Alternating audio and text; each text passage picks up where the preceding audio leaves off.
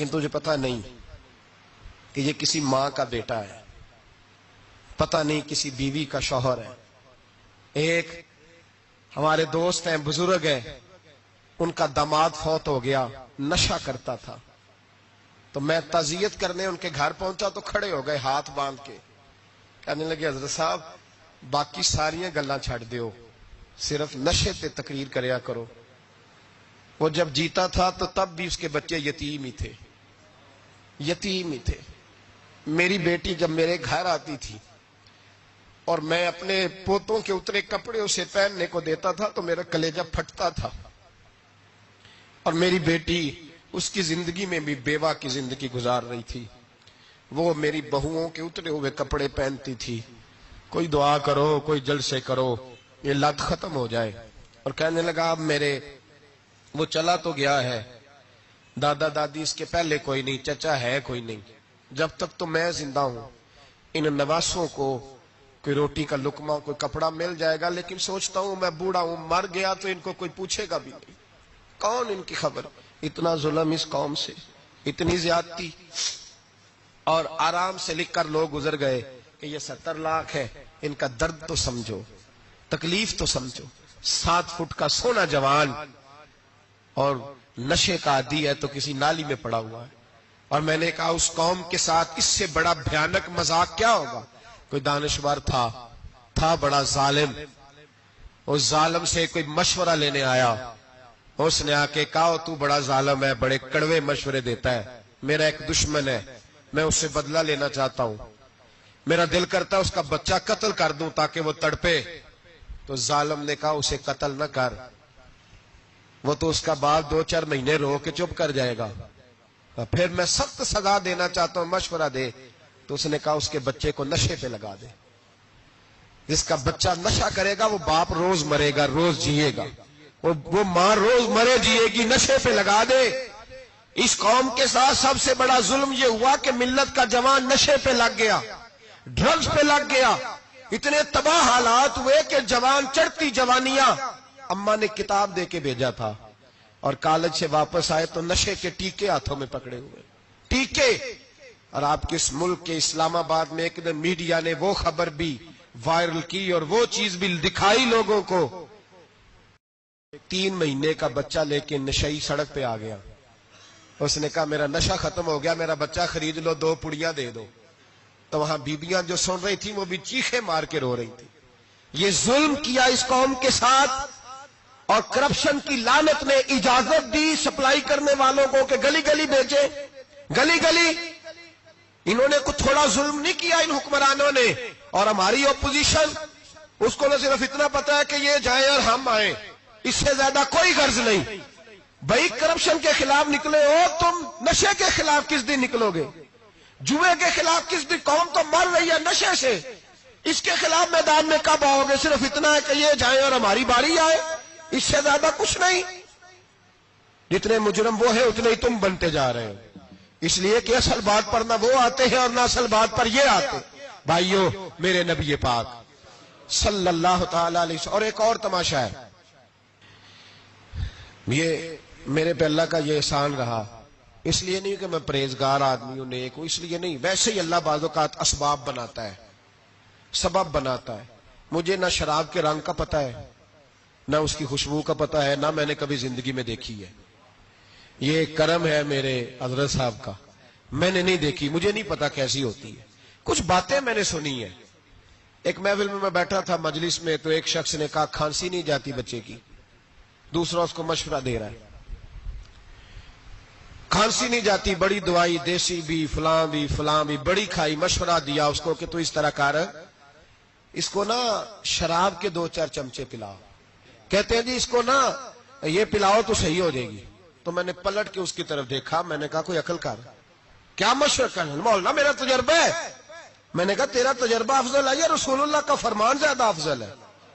تیرا تجربہ افضل ہے۔ حضرت ام سلمہ رضی اللہ تعالیٰ عنہ کہتی ہے میں نے عرض کی یا رسول اللہ صلی اللہ علیہ وسلم میری بچی بڑی بیمار ہے، تو مجھے کسی نے کہا ہے یہ تھوڑی سی نشے والی چیز ہے، یہ بنا کے تیار کر کے دو، صحیح ہو جائے گی، بیمار ہے بچی تو یہ نشے والی چیز ہے، اس کو تیار کر کے دو، تھوڑا نشہ ہے۔ اگرچہ بعض، میں نے شروع میں کہا، بعض لوگ مریض کو، سخت مریض کو ایسی ادویات جو مجبوری بن جائے اس کی گنجائش اور اجازت دیتے ہیں. محتاط علماء تو اس میں بھی بہت ساری چیزیں پہلے بیان کرتے ہیں، لیکن اس نے کہا جی نرا نشہ دینا ہے شفا کے لیے.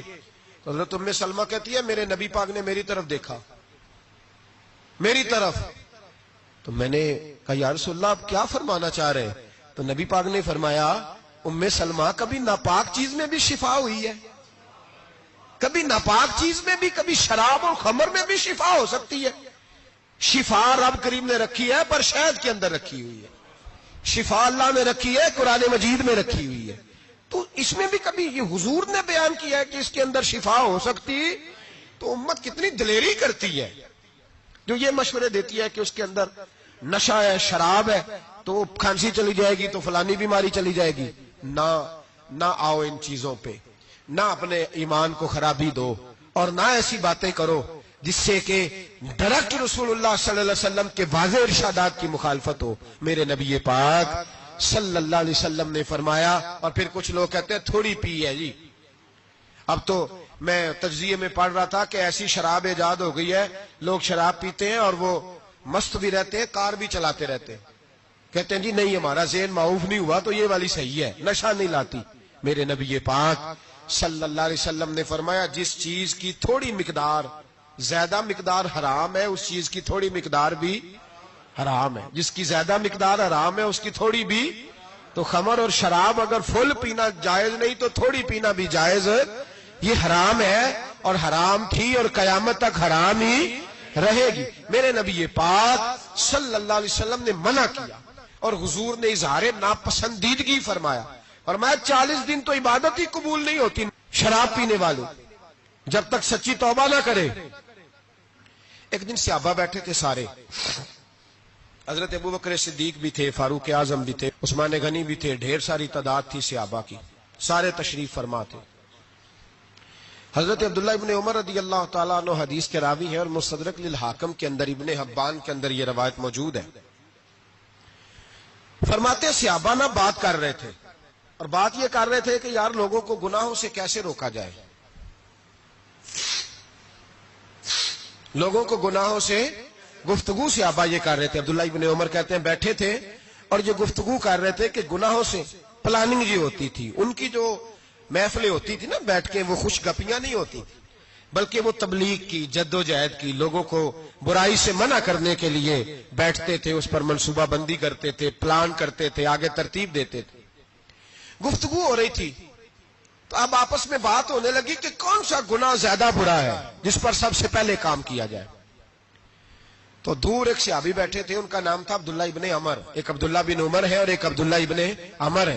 حضرت عبداللہ ابن عمر دور بیٹھے تھے، بڑے سمجھدار سیانے باریک بین آدمی تھے. تو حضرت عمر فاروق اپنے بیٹے سے کہنے لگے جا عبداللہ ابن عمر سے پوچھ کے آ کہ سب سے سخت گناہ کون سا ہے. توجہ ہے میرے بھائیوں، ادھر دیکھیے گا میری جانب، پوچھ کے آ کہ سخت گناہ کون سا ہے. عبداللہ بن عمر رضی اللہ تعالیٰ عنہ کی خدمت میں جب عبداللہ ابن عمر گئے تو جا کے کہنے لگے کہ صحابہ پوچھتے ہیں کہ آپ نے زیادہ وقت گزارا ہے نبی رحمت صلی اللہ علیہ وسلم کے پاس، تو بتلائیے برا گناہ کون سا ہے، سب سے سخت گناہ، تاکہ سب سے پہلے اس پر پابندی لگائی جائے، اس پر محنت کی جائے. تو حضرت عبداللہ ابن عمر کہنے لگے صحابہ کو جا کے بتا دو کہ سب سے برا گناہ شراب پینا ہے، سب سے برا گناہ، اور یہ ام الخبائث ہے، برائیوں کی جڑ ہے، گناہوں کی ماں ہے، یہ بنیاد ہے، باقی گناہ اسی سے شروع ہوتے ہیں. کہتے ہیں میں نے آ کے بتایا تو حضرت ابو بکر صدیق رضی اللہ تعالیٰ عنہ اور سیدنا فاروق اعظم کہنے لگے خود جاتے ہیں، ان کے پاس خود جاتے ہیں، چونکہ ہم نے بات سننی ہے ہم خود جاتے ہیں اور ان سے جا کر کے سوال کرتے ہیں کہ اگر آپ کو اس تفصیل کا پتہ ہے نا تو اس کے پیچھے بھی کوئی تفصیل ہوگی جو میرے نبی پاک نے بیان کی ہوگی صلی اللہ تعالی علیہ وسلم، اس تفصیل کا بھی آپ کو پتہ ہوگا جو نبی پاک نے بیان کی ہوگی، اس بات کے پیچھے جو بیک گراؤنڈ ہے، جو پس منظر ہے. فرماتے ہیں کہ ہم اٹھے، عبداللہ ابن عمر کے پاس گئے، ان سے جا کے پوچھا کہ جناب آپ نے یہ تو فرمایا ہے شراب ام الخبائث ہے، تو اس کے پیچھے پس منظر کیا ہے؟ تو عبداللہ ابن عمر کہنے لگے یہ میں نے اپنے پاس سے نہیں کہا، یہ میں نے نبی پاک سے سنا ہوا ہے حضور سید عالم صلی اللہ علیہ وسلم بیٹھے تھے تو حضور نے فرمایا شراب یہ نشہ یہ برائیوں کی ماں ہے. اور پھر حضور نے ایک مثال بیان فرمائی. نبی رحمت علیہ السلام نے فرمایا بنی اسرائیل کا ایک واقعہ ہے. ایک خوبصورت جوان تھا تو ایک عورت کا دل آ گیا اس پر. یہ یاد رکھ لیں, ہم لڑکوں کو منع کرتے رہتے ہیں لیکن ہمیں گھر کی بچیوں پر بھی توجہ دینی ہوگی, ہمیں ان کے فون پر بھی نگرانی کرنی ہوگی, ہمیں وہاں بھی غور کرنا ہوگا. اس لیے کہ اگر کوئی بچی گنجائش نہ دے تو میرا خیال ہے کہ لڑکا جرت کرنے کی طاقت نہیں رکھتا. تو وہاں بھی ان کی اماں سے کہے کہ پابندی لگائے, بچی کسی کا موبائل لے کر کے کہیں اس کو استعمال تو نہیں کر رہی, اس پودے پر بھی توجہ دے, درخت بننے سے پہلے اس کی بھی نگرانی کریں, یہ بھی بڑا ضروری کام ہے.